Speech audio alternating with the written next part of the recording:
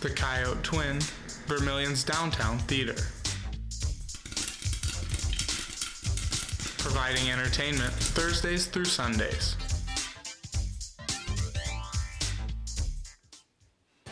Coming up, USD's president talks about efforts to help students' mental health. And now Charlie's Cupboard is combating food insecurities among students.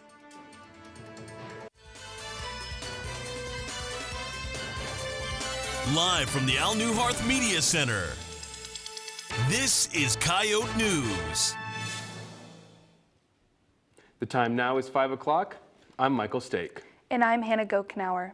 There's an ongoing investigation to a series of campus burglaries. But first, the pilot of a small helicopter who crashed in Yankton yesterday has been identified as 62-year-old Kevin Rem of California.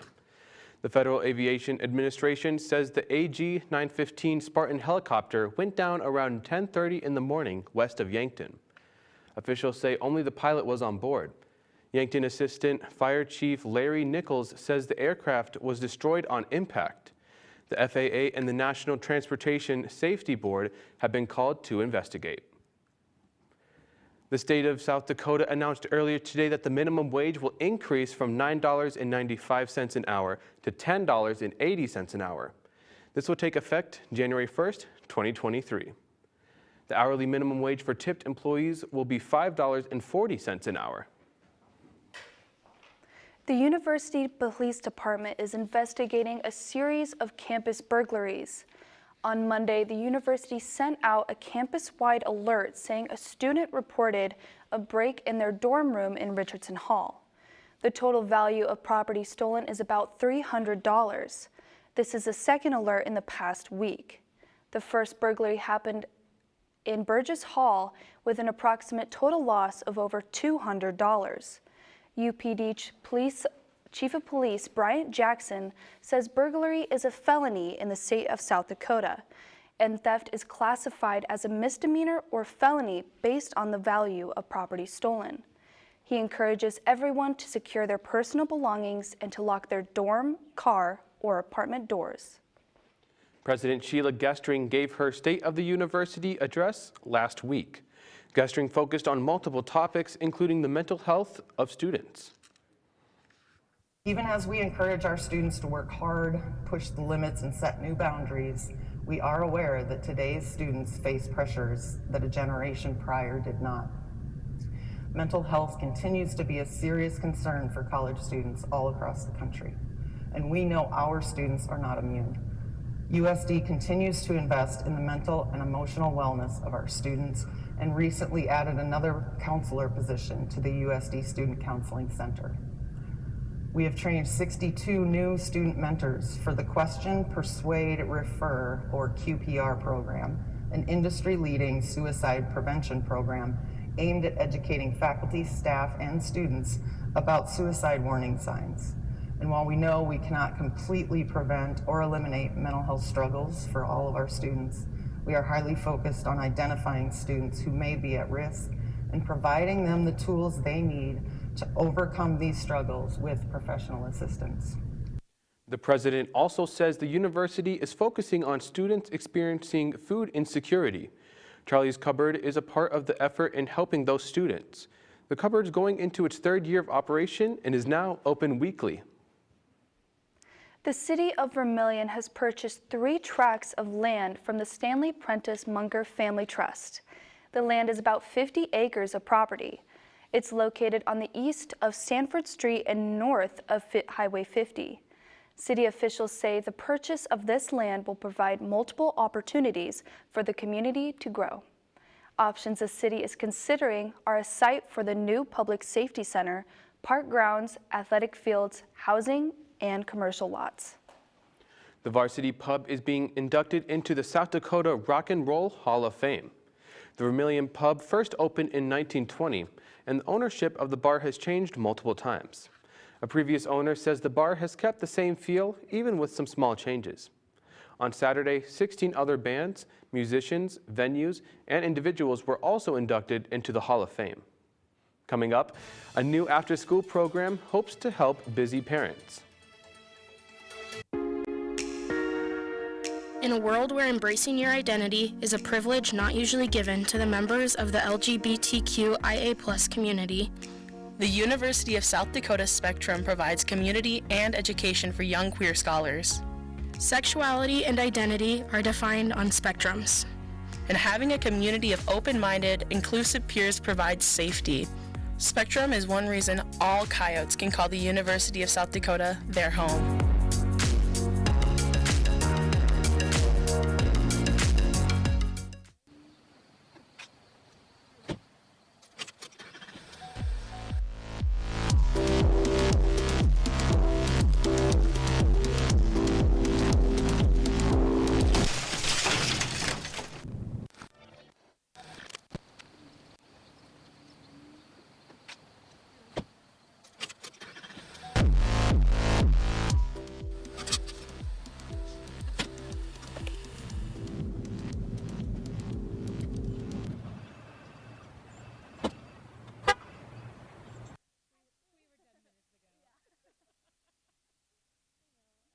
This is Coyote News. There's a new solution for parents with a busy schedule around the elementary school's pickup time. Coyote News' Callie Connors shares more details about the new Vermilion Boys and Girls Club. Vermilion joined the Boys and Girls Club community in August. This program will allow elementary school students to have an after-school opportunity that they might not have had before. The Boys and Girls Club is a nationwide organization. It's a nonprofit. We're under the Boys and Girls Club of America, and we are part of the Boys and Girls Club of the Northern Plains here in Vermilion. So it's an after-school program where we serve kids after school, and they are provided a snack and then programs until they're picked up. At this time, the kids meet at either Jolly Elementary School or Austin Elementary School for their after-school activities. Wise and her staff are hoping to build their own building so they can serve more kids than they are currently able to. There's no set timeline for the building, but Wise says there's lots of discussions being had, and their goal is to start building in 5 years. Wise and her staff hope to add on to the club as well. We are looking into a morning program which would allow parents to drop their kids off in the morning, earliest is 5:30 in the morning, and then we would bus them to school and feed them breakfast. So we are looking into that. Wise says she hopes the Boys and Girls Club helps parents with after-school complications. For Coyote News, I'm Callie Connors. Wise says that the club's doors are open to volunteers at any time. The club's always looking to partner with the community. The Heartland Humane Society is switching up its fall fundraiser. Coyote News' Callie Connors is live in the muck to find out more about those changes. Callie? Thanks, Michael. I'm here with Carrie Philmeyer, the Executive Director of the Heartland Humane Society. Carrie, hi. You've hit your 11-year anniversary this month.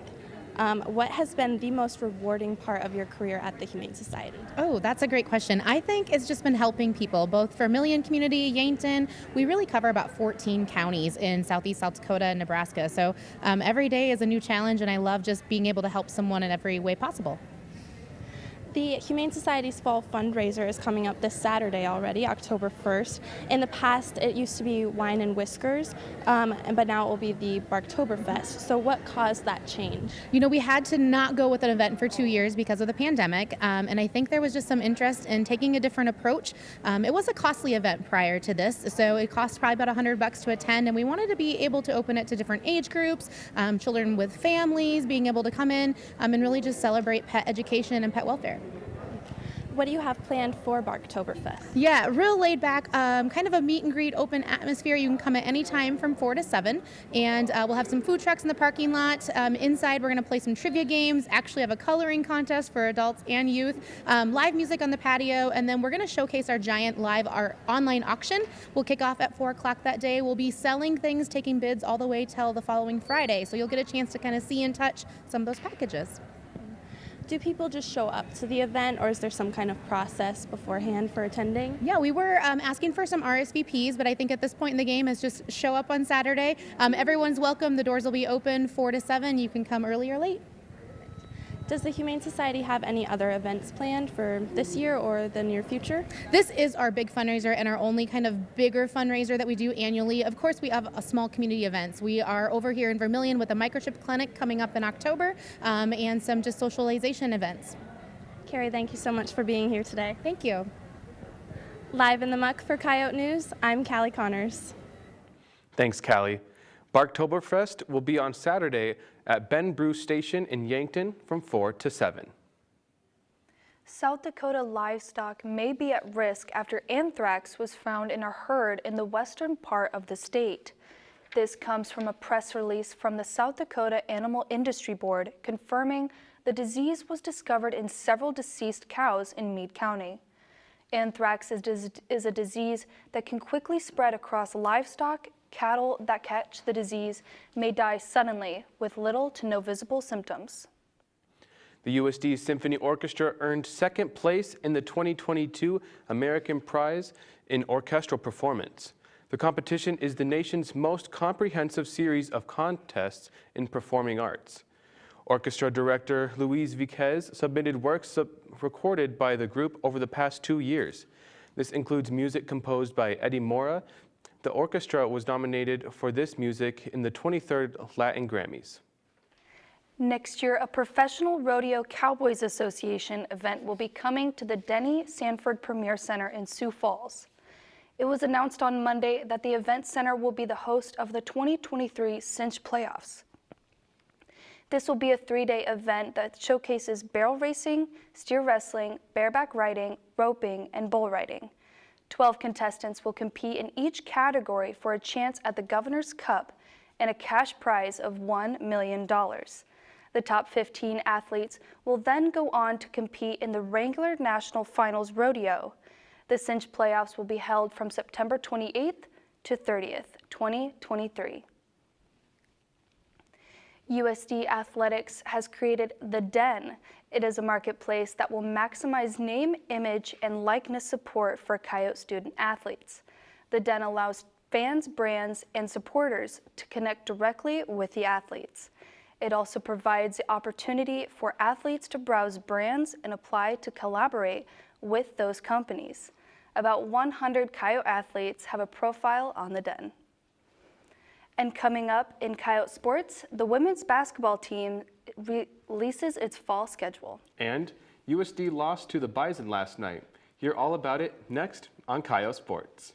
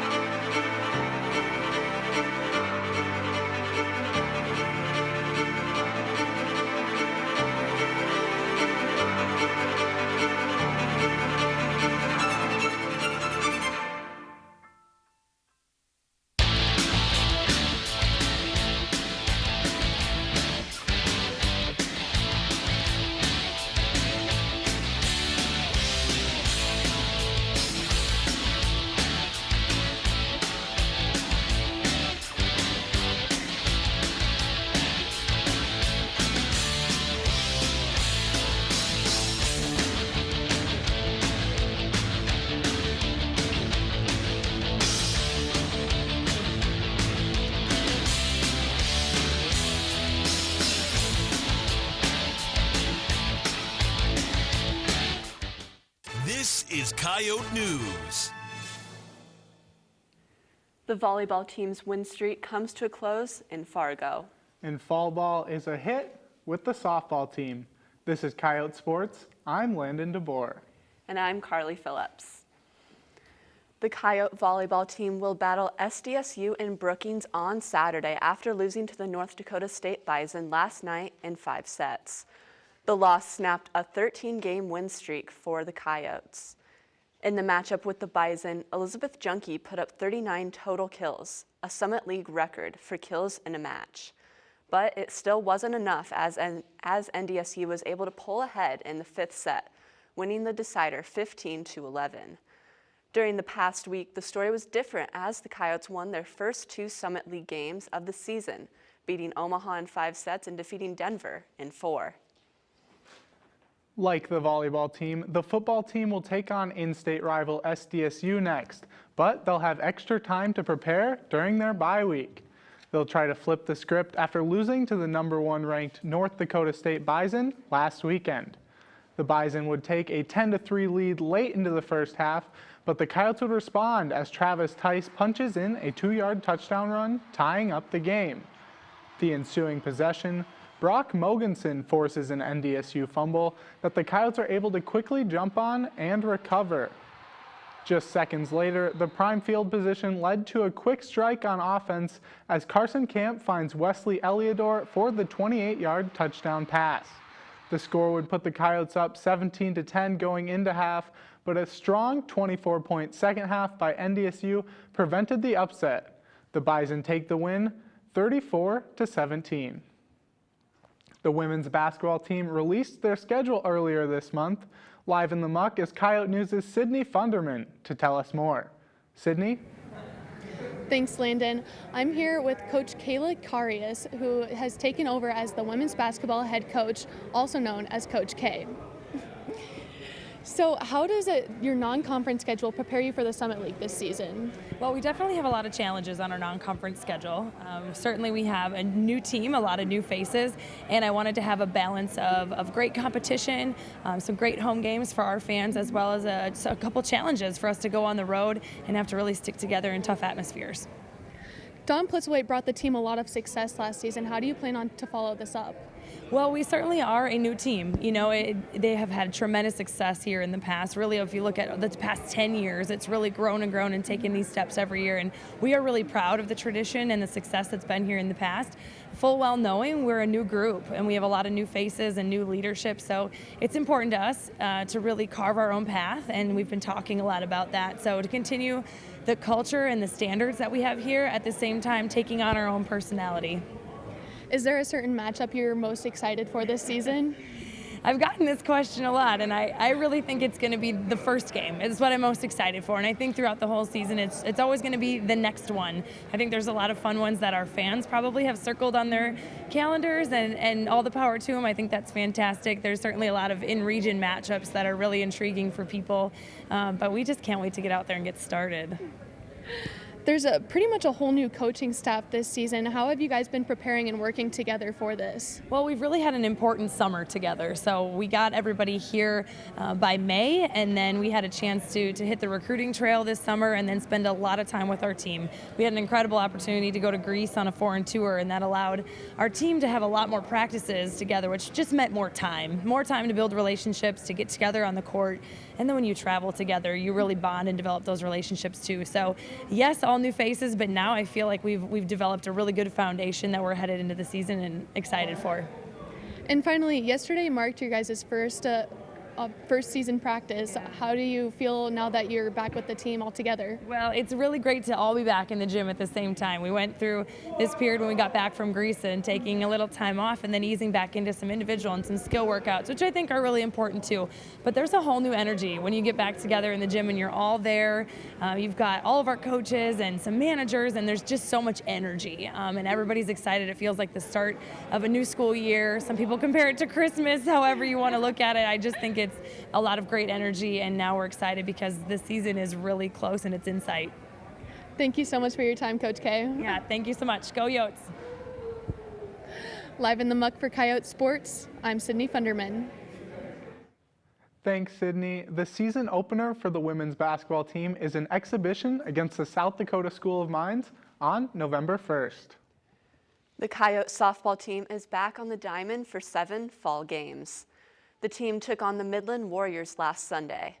Today, they're facing against Northwestern College in their 3rd game of the fall season. Head coach Robert Wagner says fall ball provides the opportunity to see the players progress and identify things they may need to work on. Wagner says with the addition of 3 freshmen and 4 transfers, the goal is to get the players up to speed on the team's style. Fall ball gives the players a taste of playing with new teammates and getting ready for the spring season. Wagner says the games are typically a scrimmage style, allowing all teams the chance to evolve, grow, and learn. The softball team hosts free camps every Monday for ages 8 to 18. Visit the Valance website to learn more. The soccer team will host Omaha Saturday afternoon in its second conference game of the season, after tying with SDSU last weekend in Brookings. The Jackrabbits, the second best scoring offense in the Summit League, put up 17 shots, 6 of which were on goal. The Coyote offense struggled on the day, only getting 5 shots, 2 of which were on target. USD goalkeeper Caroline Lewis was busy on the day, tying her season high, saving all 6 shots she faced. This was Lewis's second shutout of the season and helped the Coyotes to a 0-0 tie. The triathlon team will compete next in Missouri. They placed in the middle of the pack in 2 events last weekend, the first being the Oktoberfest Invitational in Longmont, Colorado. Coyote senior Ella Kubis finished 9th with a time of 1 hour, 3 minutes, and 14 seconds. The team placed 4th in the first competition. The following day, they were back in action at the Mile High Relays in Denver. The A relay team placed 3rd with a time of 19 minutes and 18 seconds, and the B team finished 2 minutes later. The women's golf team competed in the final round of the Johnny Imes Invitational today. They finished in 8th place out of 15 teams.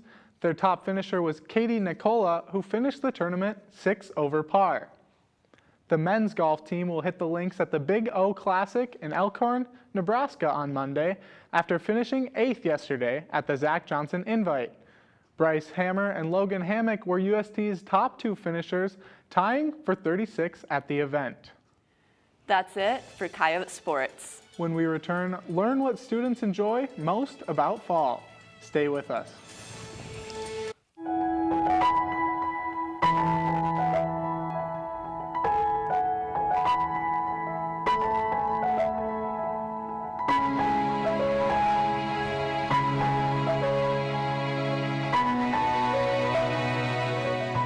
Hey, do you want to answer a quick question for Coyote News? Huh? What's the question? It's about roommates. It'll only take a second. I don't know. Come on. All you have to do is talk to me. What's the weirdest thing that you found your roommate doing? One time I came home from class and she was clipping her toenails on my bed. That was weird and gross.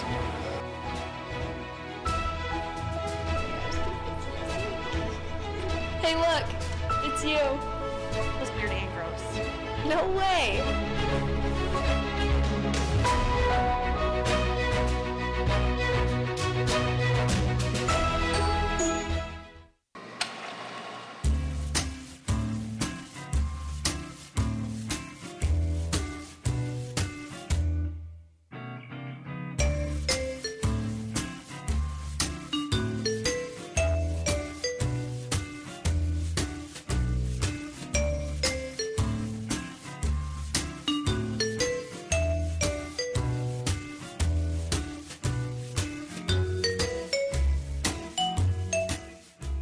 This is Coyote News.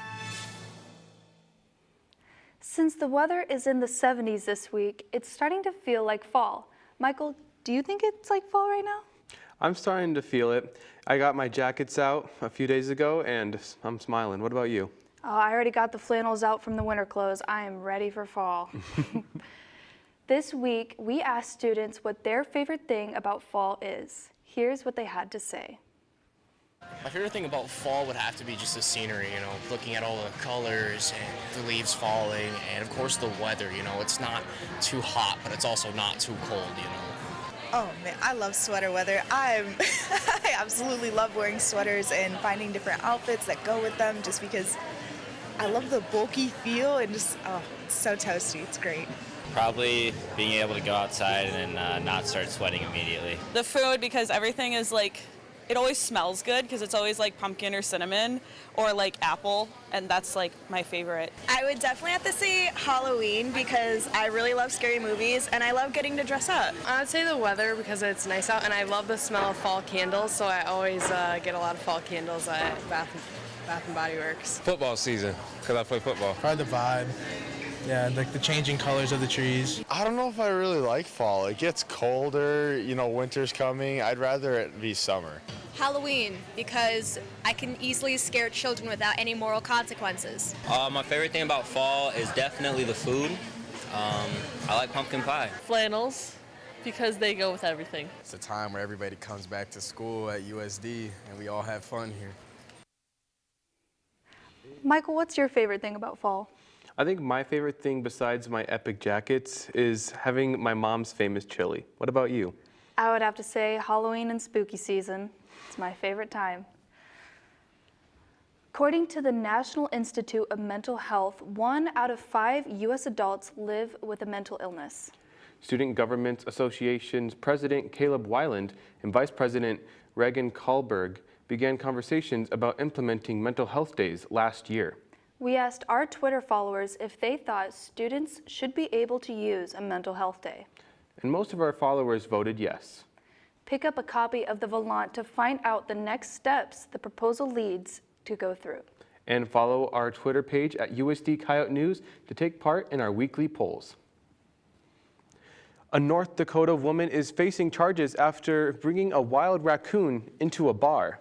38-year-old Erin Christensen was charged with multiple misdemeanor counts, including providing false identification to authorities, tampering with evidence, and the unlawful possession of a wild animal. In the state of North Dakota, it's illegal to keep a wild raccoon. Christensen says she found the raccoon on the side of the road months prior and named him Rocky. The maximum punishment for these charges are 2 years in jail and $7,500 in fines. That's all for Coyote News.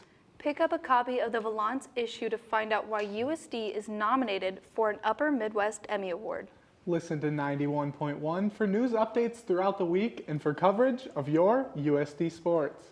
Don't forget to follow our social media pages for daily updates and the weekly poll. Have a great night.